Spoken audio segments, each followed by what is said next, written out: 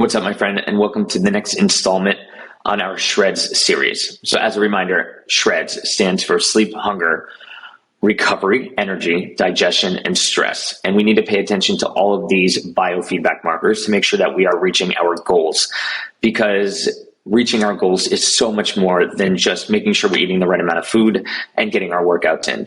So in this training, we're going to talk about what affects hunger. We're going to try to understand the role of hunger cues in maintaining a balanced diet and supporting fitness goals. And we'll explore the importance of distinguishing between physical hunger and emotional hunger for better nutritional choices and overall well-being.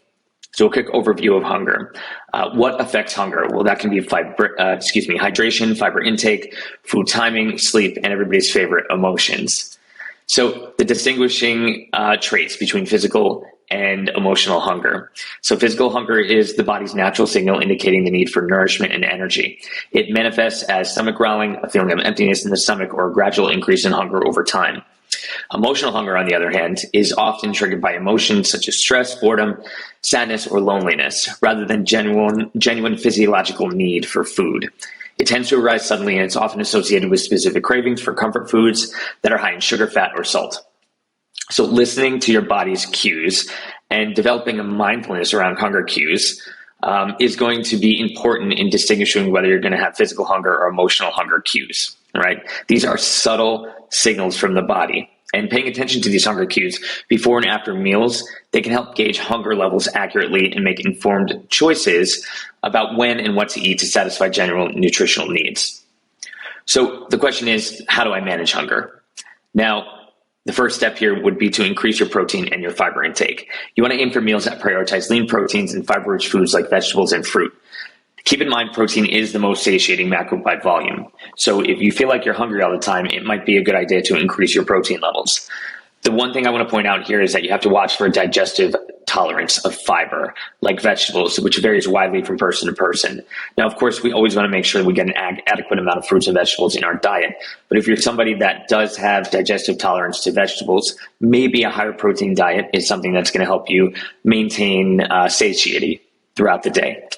And then the second thing here is hydration. Staying adequately hydrated is essential for maintaining proper bodily functions and regulating your appetite.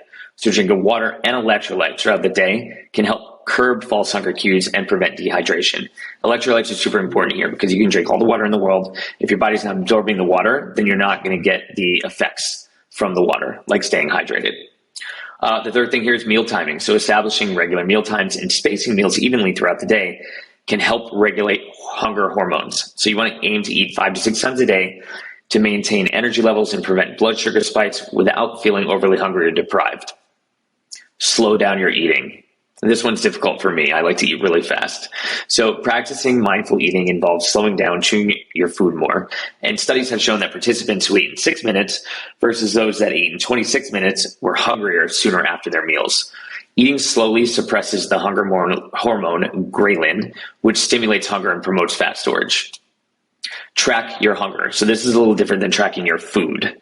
We want to keep track of which meals handled your hunger better than others and what you were doing during your meals. Were you in a rush? Were you in a high stress situation? Make time to actually sit down and focus on your food and eat whenever possible. And then, of course, we want to address sleep and stress. So all aspects of SHREDS are interconnected. They all affect each other. So when we are stressed or lack sleep, it affects our decision-making process and can lead to unhealthy choices. So managing all aspects of your biofeedback markers will have a positive effect all around. As usual, let me know if you guys have any question on this, and I look forward to talking to you next week about recovery.